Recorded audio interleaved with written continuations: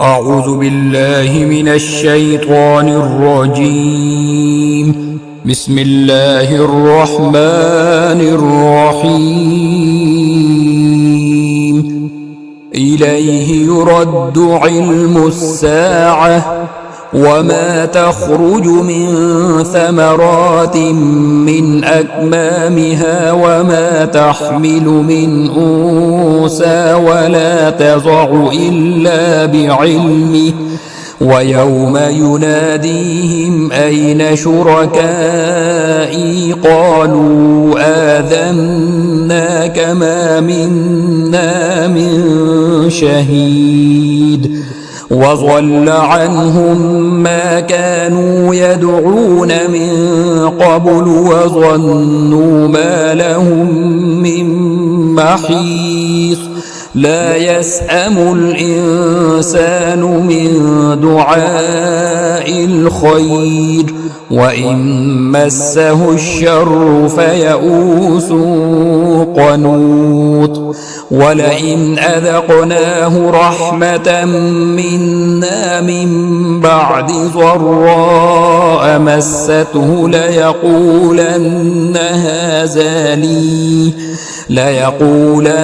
هذا لي وما أظن الساعة قائمة ولئن رجعت إلى ربي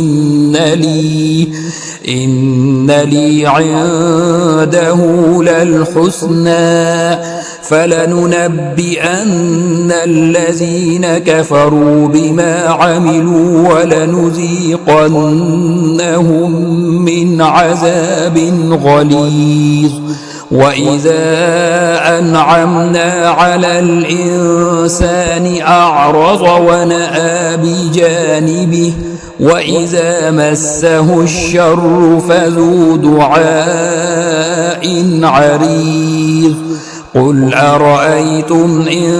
كان من عند الله ثم كفرتم به من أضل ممن هو في شقاق بعيد. سنريهم آياتنا في الآفاق وفي أنفسهم حتى يتبين لهم أنه الحق. أولم يكف بربك أنه على كل شيء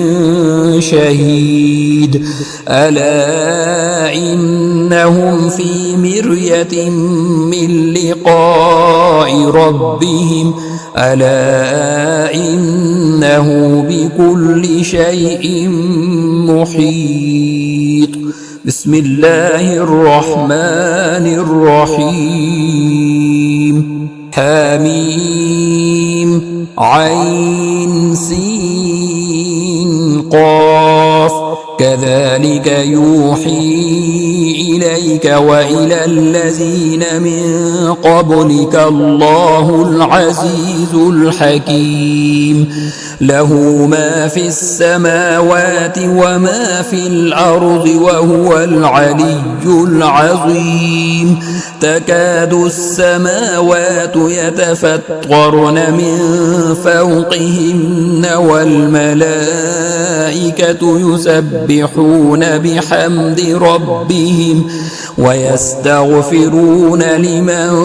في الأرض ألا إن الله هو الغفور الرحيم. والذين اتخذوا من دونه أولياء الله حفيظ عليهم وما أنت عليهم بوكيل. وكذلك أوحينا إليك قرآنا عربيا لتنذر أم القرى ومن حولها وتنذر يوم الجمع لا ريب فيه فريق في الجنة وفريق في السعير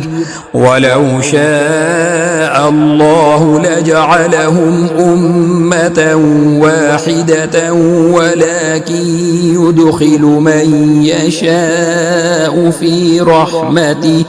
والظالمون ما لهم من ولي ولا نصير أم اتخذوا من دونه أولياء فالله هو الولي وهو يحيي الموتى وهو على كل شيء قدير وما اختلفتم فيه من شيء فحكمه إلى الله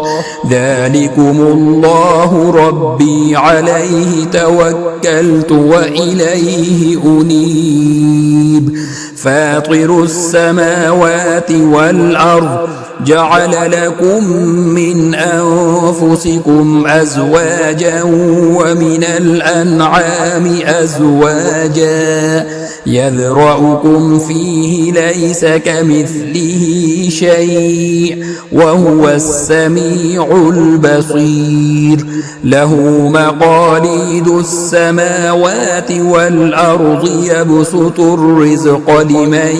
يشاء ويقدر إنه بكل شيء عليم شرع لكم من الدين ما وصى به نوحا والذي أوحينا إليك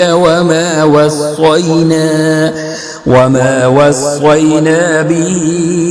إبراهيم وموسى وعيسى أن أقيموا الدين ولا تتفرقوا فيه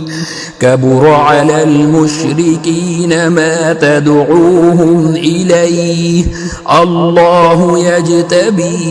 إليه من يشاء ويهدي إليه من ينيب وما تفرقوا إلا من بعد ما جاءهم العلم بغيا بينهم ولولا كلمة سبقت من ربك إلى أجل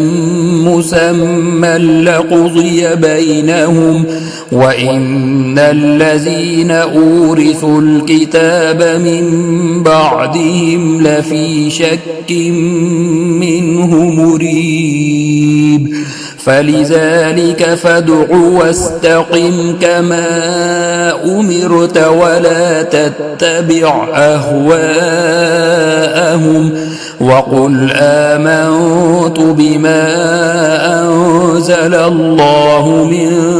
كتاب وأمرت لأعدل بينكم الله ربنا وربكم لنا أعمالنا ولكم أعمالكم لا حجة بيننا وبينكم الله يجمع بيننا وإليه المصير والذين يحاجون في الله من بعد ما استجيب له حجتهم داحضة عند ربهم وعليهم غضب ولهم عذاب شديد الله الذي أنزل الكتاب بالحق والميزان وما يدريك لعل الساعة قريب يستعجل بها الذين لا يؤمنون بها والذين آمنوا مشفقون منها ويعلمون أنها الحق ألا إن الذين يمارون في الساعة لفي ضلال بعيد الله لطيف بعباده يرزق من يشاء وهو القوي العزيز من كان يريد حرث الآخرة نزد له في حرثه ومن كان يريد حرث الدنيا نؤته منها وما له في الآخرة من نصيب أم لهم شركاء شرعوا لهم من الدين ما لم يأذن به الله ولولا كلمة الفصل لقضي بينهم وإن الظالمين لهم عذاب أليم ترى الظالمين مشفقين مما كسبوا وهو واقع بهم والذين آمنوا وعملوا الصالحات في روضات الجنات لهم ما يشاءون عند ربهم ذلك هو الفضل الكبير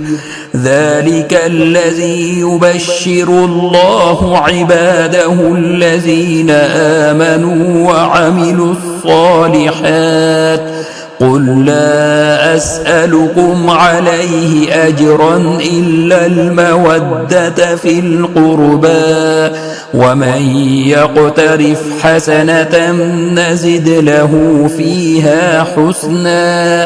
إن الله غفور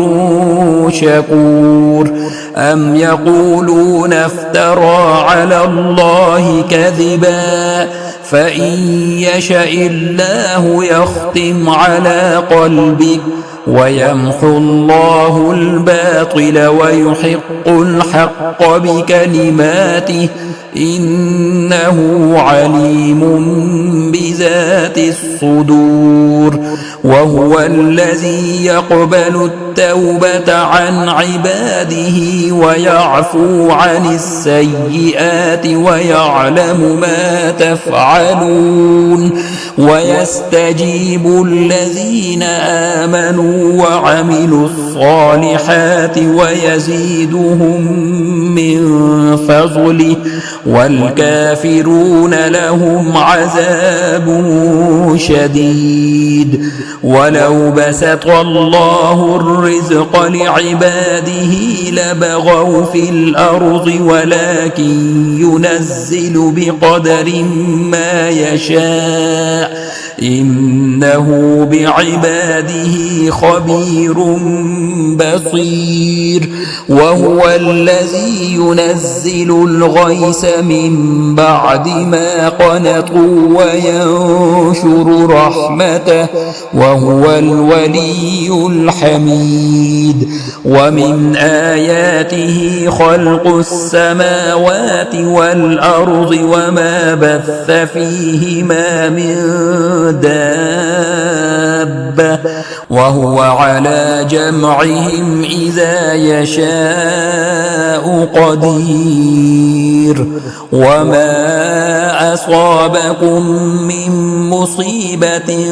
فبما كسبت أيديكم ويعفو عن كثير وما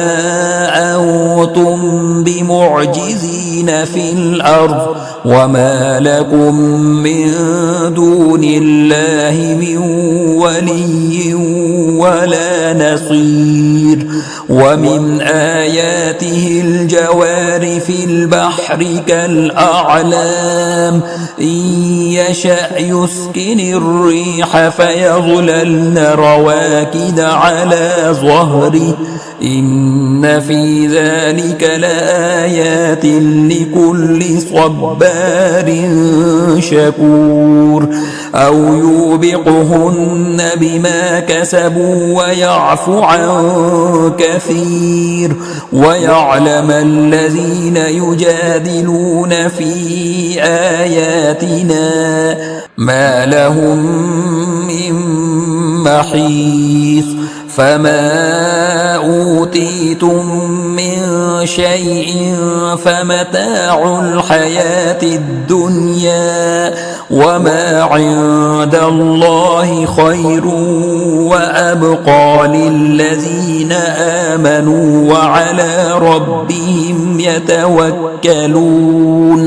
والذين يجتنبون كبائر الإثم والفواحش وإذا ما غضبوا هم يغفرون والذين استجابوا لربهم وأقاموا الصلاة وأمرهم شورى بينهم ومما رزقناهم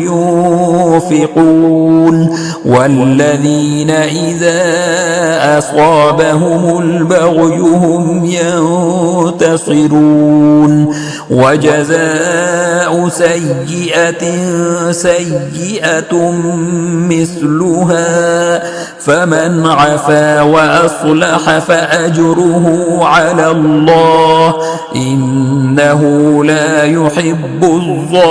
الظالمين ولمن انتصر بعد ظلمه فأولئك ما عليهم من سبيل إنما السبيل على الذين يظلمون الناس ويبغون في الأرض بغير الحق أولئك لهم عذاب أليم ولمن صبر وغفر إن ذلك لمن عزم الأمور ومن يضلل الله فما له من ولي من بعده وترى الظالمين لما رأوا العذاب يقولون هل إلى مرد من سبيل وتراهم يعرضون عليها خاشعين من الذل ينظرون من طرف خفي وقال الذين آمنوا إن الخاسرين الذين خسروا أنفسهم وأهليهم يوم القيامة ألا إن الظالمين في عذاب مقيم وما كان لهم من أولياء ينصرونهم من دون الله ومن يضلل الله فما له من سبيل استجيبوا لربكم من قبل أن يأتي يوم لا مرد له من الله ما لكم من ملجأ يومئذ وما لكم من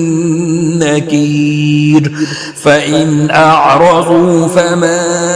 أرسلناك عليهم حفيظا إن عليك إلا البلاغ وإنا إذا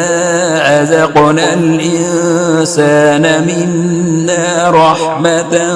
فرح بها وإن تصبهم سيئة بما قدمت أيديهم فإن الإنسان كفور لله ملك السماوات والأرض يخلق ما يشاء يهب لمن يشاء إناثا ويهب لمن يشاء الذكور أو يزوجهم ذكرانا وإناثا ويجعل من يشاء عقيما إنه عليم قدير وما كان لبشر أن يكلمه الله إلا وحيا أو من وراء حجاب أو من وراء حجاب أو يرسل رسولا فيوحي بإذنه ما يشاء إنه علي حكيم. وكذلك أوحينا إليك روحا من أمرنا ما كنت تدري ما الكتاب ولا الإيمان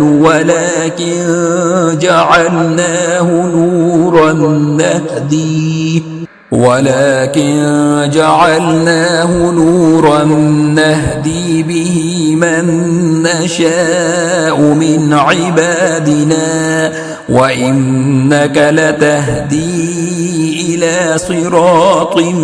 مستقيم صراط الله الذي له ما في السماوات وما في الأرض ألا إلى الله تصير الأمور. بسم الله الرحمن الرحيم.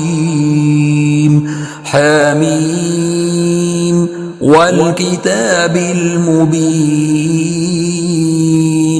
إنا جعلناه قرآنا عربيا لعلكم تعقلون وإنه في أم الكتاب لدينا لعلي حكيم. أفنضرب عنكم الذكر صفحا أن كنتم قوما مسرفين وكم أرسلنا من نبي في الأولين وما يأتيهم من نبي إلا كانوا به يستهزئون فأهلكنا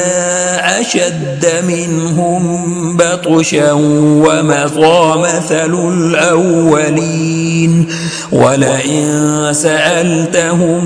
من خلق السماوات والأرض ليقولن خلقهن العزيز العليم الذي جعل لكم الأرض مهدا وجعل لكم فيها سبلا لعلكم تهتدون والذي نزل من السماء ماء بقدر فأنشرنا به بلدة ميتا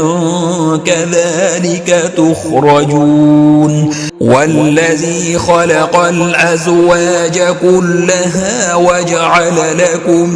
من الفلك والأنعام ما تركبون لتستووا على ظهوره ثم تذكروا نعمة ربكم إذا استويتم عليه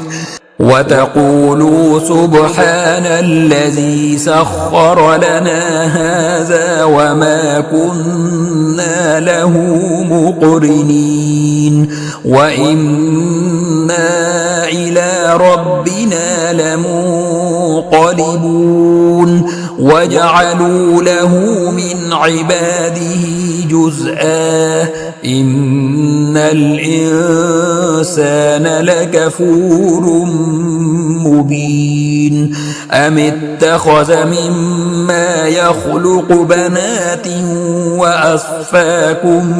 بالبنين وإذا بشر أحدهم بما ضرب للرحمن مثلا ظل وجهه مسودا وهو كظيم أومن ينشأ في الحلية وهو في الخصام غير مبين وجعلوا الملائكة الذين هم عباد الرحمن إناسا أشهدوا خلقهم ستكتب شهادتهم ويسألون وقالوا لو شاء الرحمن ما عبدناهم ما لهم بذلك من علم إن هم إلا يخرصون أم آتيناهم كتابا من قبله فهم به مستمسكون بل قالوا إنا وجدنا آباءنا على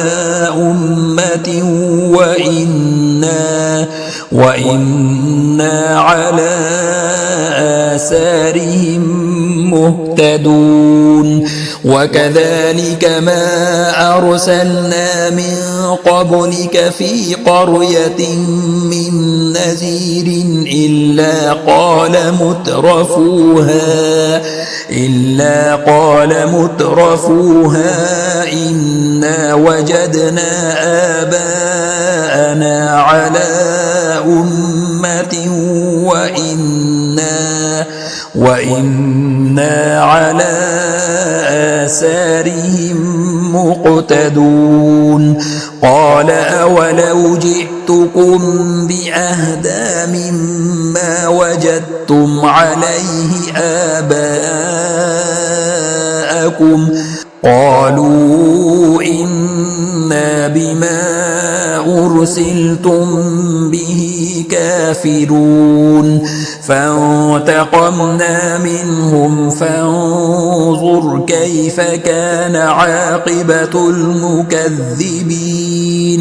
وإذ قال إبراهيم لأبيه وقومه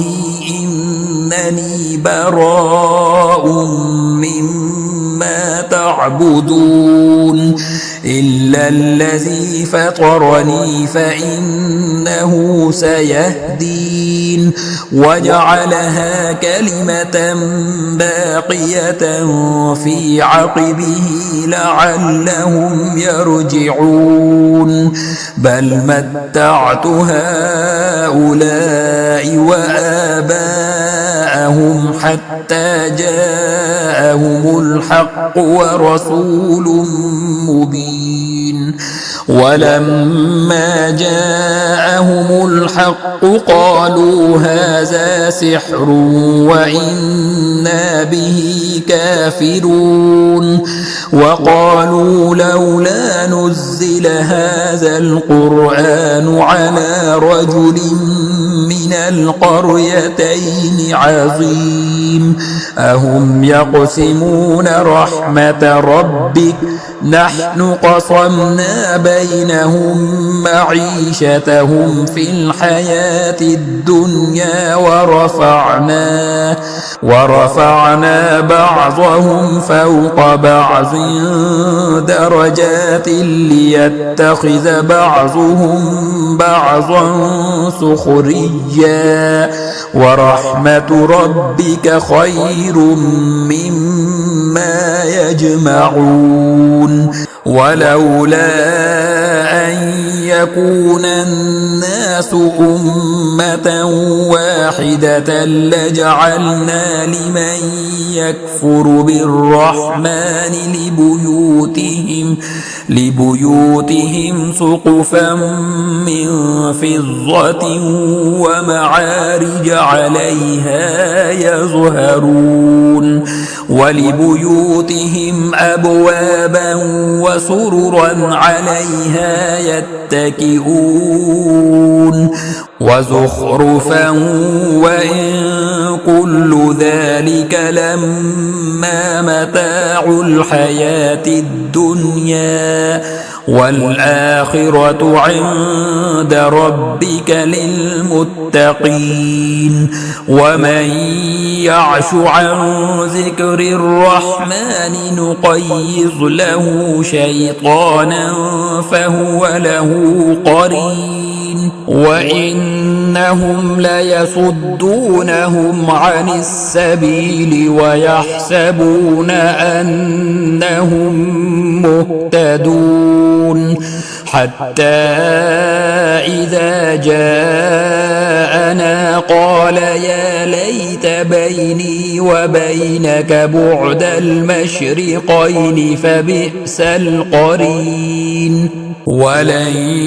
ينفعكم اليوم إذ ظلمتم أنكم في العذاب مشتركون أفأنت تسمع الصم أو تهدي العمي ومن كان في ضلال مبين فإما نذهبن بك فإنا منهم منتقمون أو نرينك الذي وعدناهم فإنا عليهم مقتدرون فاستمسك بالذي أوحي إليك إنك على صراط مستقيم وإنه لذكر لك ولقومك وسوف تسألون واسأل من أرسلنا من قبلك من رسلنا أجعلنا من دون الرحمن آلهة يعبدون ولقد أرسلنا موسى بآياتنا إلى فرعون وملئه فقال إني رسول رب العالمين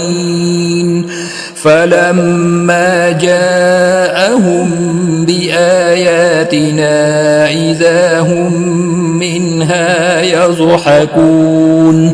وما نريهم من آية إلا هي أكبر من أختها وأخذناهم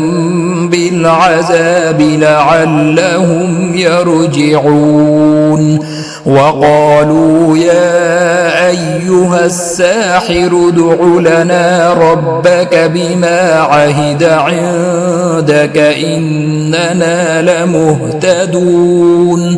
فلما كشفنا عنهم العذاب إذا هم ينكثون ونادى فرعون في قومه قال يا قوم أليس لي ملك مصر وهذه الأنهار تجري من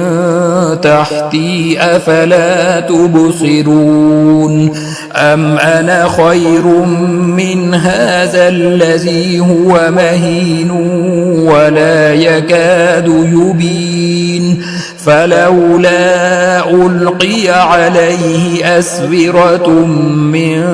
ذهب أو جاء معه الملائكة مقترنين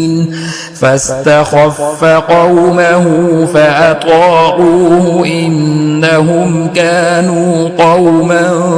فاسقين فلما آسفونا انتقمنا منهم فأغرقناهم أجمعين فجعلناهم سلفا ومثلا للآخرين ولما ضرب ابن مريم مثلا إذا قومك منه يصدون وقالوا أآلهتنا خير أم هو ما ضربوه لك إلا جدلا بل هم قوم خصمون إن هو إلا عبد أنعمنا عليه وجعلناه مثلا لبني إسرائيل ولو نشاء لجعلنا منكم ملائكة في الأرض يخلفون وإنه لعلم للساعة فلا تمترن بها واتبعون هذا صراط مستقيم ولا يصدنكم الشيطان إنه لكم عدو مبين. ولما جاء عيسى بالبينات قال قد جئتكم بالحكمة ولأبين لكم بعض الذي تختلفون فيه فاتقوا الله وأطيعون. إن الله هو ربي وربكم فاعبدوه هذا صراط مستقيم. فاختلف الأحزاب من بينهم فويل للذين ظلموا من عذاب يوم أليم. هل ينظرون إلا الساعة أن تأتيهم بغتة وهم لا يشعرون. الأخلاء يومئذ بعضهم لبعض عدو إلا المتقين. يا عباد لا خوف عليكم اليوم ولا أنتم تحزنون. الذين آمنوا بآياتنا وكانوا مسلمين ادخلوا الجنة أنتم وأزواجكم تحبرون يطاف عليهم بصحاف من ذهب وأكواب وفيها ما تشتهيه الأنفس وتلذ الأعين وأنتم فيها خالدون. وتلك الجنة التي أورثتموها بما كنتم تعملون. لكم فيها فاكهة كثيرة منها تأكلون. إن المجرمين في عذاب جهنم خالدون لا يفتر عنهم وهم فيه مبلسون. وما ظلمناهم ولكن كانوا هم الظالمين. ونادوا يا مالك ليقض علينا ربك قال إنكم ماكثون. لقد جئناكم بالحق ولكن أكثركم للحق كارهون. أم أبرموا أمرا فإنا مبرمون. أم يحسبون أنا لا نسمع سرهم ونجواهم بلى ورسلنا لديهم يكتبون. قل إن كان للرحمن ولد فأنا أول العابدين. سبحان رب السماوات والأرض رب العرش عما يصفون. فذرهم يخوضوا ويلعبوا حتى يلاقوا يومهم الذي يوعدون. وهو الذي في السماء إله وفي الأرض إله وهو الحكيم العليم. وتبارك الذي له ملك السماوات والأرض وما بينهما وعنده علم الساعة وإليه ترجعون. ولا يملك الذين يدعون من دونه الشفاعة إلا من شهد بالحق وهم يعلمون. ولئن سألتهم من خلقهم ليقولن الله فأنى يؤفكون. وقيله يا رب إن هؤلاء قوم لا يؤمنون فاصفح عنهم وقل سلام فسوف يعلمون. بسم الله الرحمن الرحيم حميم والكتاب المبين إنا أنزلناه في ليلة مباركة إنا كنا منذرين فيها يفرق كل أمر حكيم أمرا من عندنا إنا كنا مرسلين رحمة من ربك إنه هو السميع العليم رب السماوات والأرض وما بينهما إن كنتم موقنين لا إله إلا هو يحيي ويميت ربكم ورب آبائكم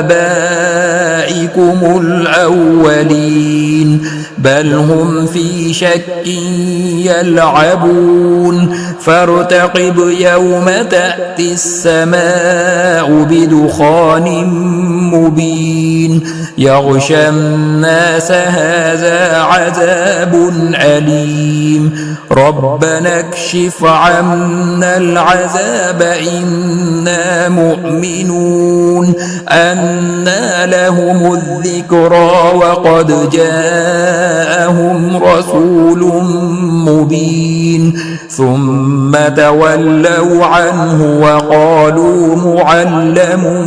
مجنون إنا كاشف العذاب قليلا إنكم عائدون يوم نبطش البطشة الكبرى إنا منتقمون ولقد فتنا قبلهم قوم فرعون وجاءهم رسول كريم أن أدوا إلي عباد الله إني لكم رسول أمين وأن لا تعلوا على الله إني آتيكم بسلطان مبين وإني عذت بربي وربكم أن ترجمون وإن لم تؤمنوني فاعتزلون فدعا ربه أن هؤلاء قوم مجرمون فأسر بعبادي ليلا إنكم متبعون واترك البحر رهوا إنهم جند مغرقون كم تركوا من جنات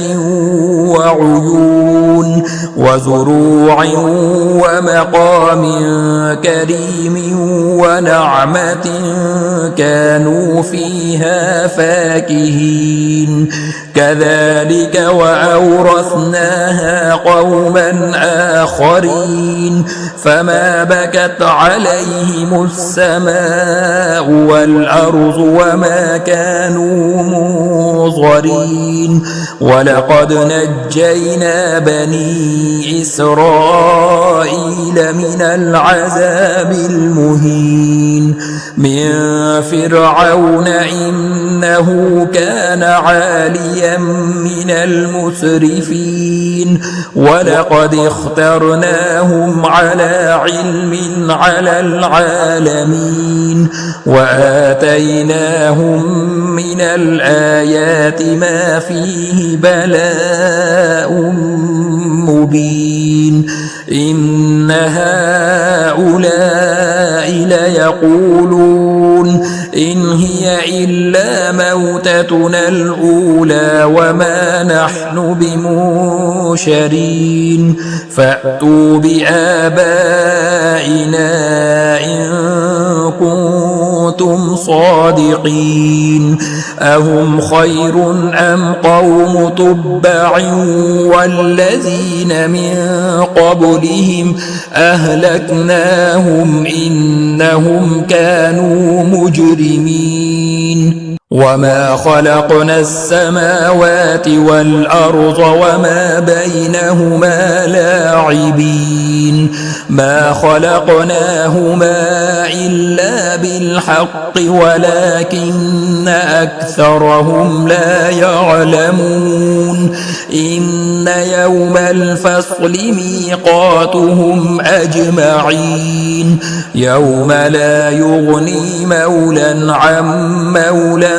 شيئا ولا هم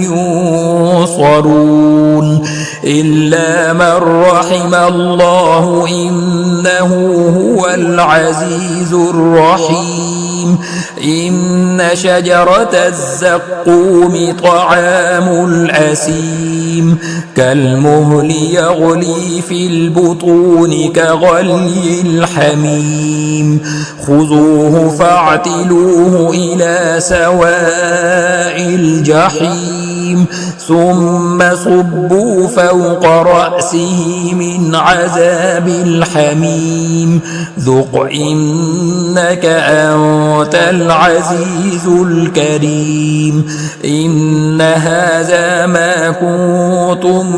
به تمترون إن المتقين في مقام أمين في جنات وعيون يلبسون من سندس واستبرق متقابلين كذلك وزوجناهم بحور عين يدعون فيها بكل فاكهة آمنين لا يذوقون فيها الموت إلا الموتة الأولى ووقاهم عذاب الجحيم فضلا من ربك ذلك هو الفوز العظيم فإنما يسرناه بلسانك لعلهم يتذكرون فارتقب إنهم مرتقبون بسم الله الرحمن الرحيم حميم تنزيل الكتاب من الله العزيز الحكيم إن في السماوات والأرض لآيات للمؤمنين وفي خلقكم وما يبث من دابة آيات لقوم يوقنون واختلاف الليل والنهار وما أنزل الله من السماء من رزق فأحيا به الأرض بعد موتها وتصريف الرياح آيات لقوم يعقلون تلك آيات الله نتلوها عليك بالحق فبأي حديث بعد الله وآياته يؤمنون ويل لكل أفاك أثيم يسمع آيات الله تتلى عليه ثم يصر مستكبرا كأن لم يسمعها فبشره بعذاب أليم وإذا علم من آياتنا شيئا اتخذها هزوا أولئك لهم عذاب مهين من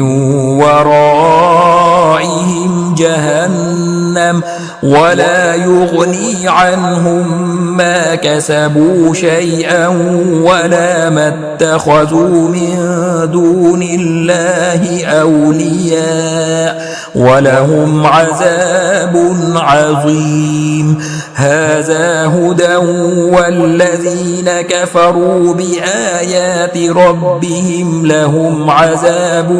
من رجز أليم. الله الذي سخر لكم البحر لتجري الفلك فيه بأمره ولتبتغوا من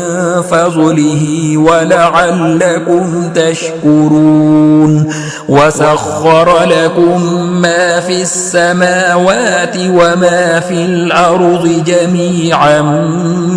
منه إن في ذلك لآيات لقوم يتفكرون. قل للذين آمنوا يغفروا للذين لا يرجون أيام الله ليجزي قوما بما كانوا يكسبون. من عمل صالحا فلنفسه ومن أساء فعليها ثم إلى ربكم ترجعون. ولقد آتينا بني إسرائيل الكتاب والحكم والنبوة ورزقناهم من الطيبات وفضلناهم على العالمين. وآتيناهم بينات من الأمر فما اختلفوا إلا من بعد ما جاءهم العلم بغيا بينهم إن ربك يقضي بينهم يوم القيامة فيما كانوا فيه يختلفون. ثم جعلناك على شريعة من الأمر فاتبعها ولا تتبع أهواء الذين لا يعلمون إنهم لن يغنوا عنك من الله شيئا وإن الظالمين بعضهم أولياء بعض والله ولي المتقين. هذا بصائر للناس وهدى ورحمة لقوم يوقنون. أم حسب الذين اجترحوا السيئات أن نجعلهم كالذين آمنوا وعملوا الصالحات سواء محياهم ومماتهم ساء ما يحكمون.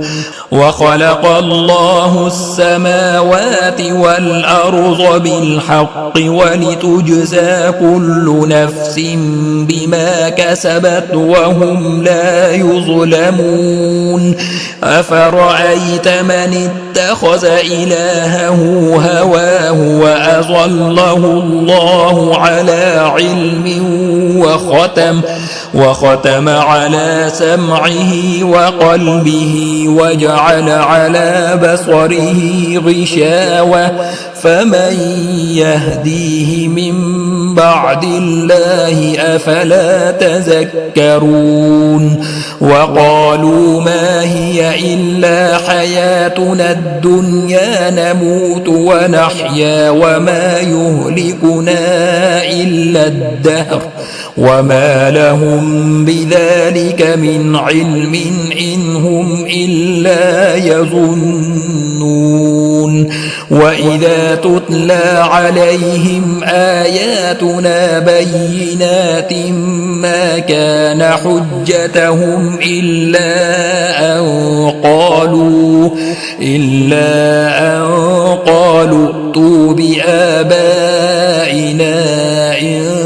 كنتم صادقين. قل الله يحييكم ثم يميتكم ثم يجمعكم إلى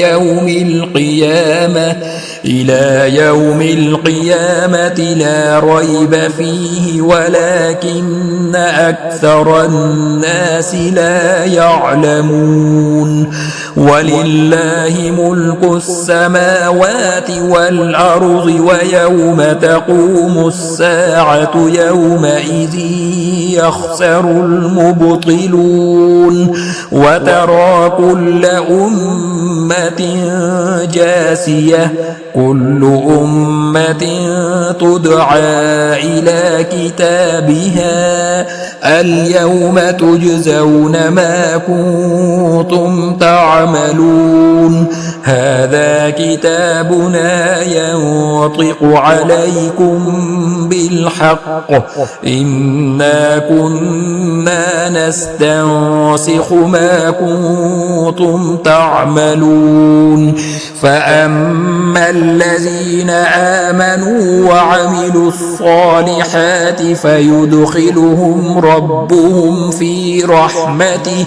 ذلك هو الفوز المبين وأما الذين كفروا أفلم تكن آياتي تتلى عليكم فاستكبرتم وكنتم قوما مجرمين وإذا قيل إن وعد الله حق والساعة لا ريب فيها قلتم ما ندري ما الساعة إن نظن إلا ظنا وما نحن بمستيقنين وبدا لهم سيئات ما عملوا وحاق بهم ما كانوا به يستهزئون وقيل اليوم ننساكم كما نسيتم لقاء يومكم هذا ومأواكم النار وما لكم من ناصرين ذلكم بأنكم اتخذتم آيات الله هزوا وغرتكم الحياة الدنيا فاليوم لا يخرجون منها ولا هم يستعتبون فلله الحمد رب السماوات ورب الأرض رب العالمين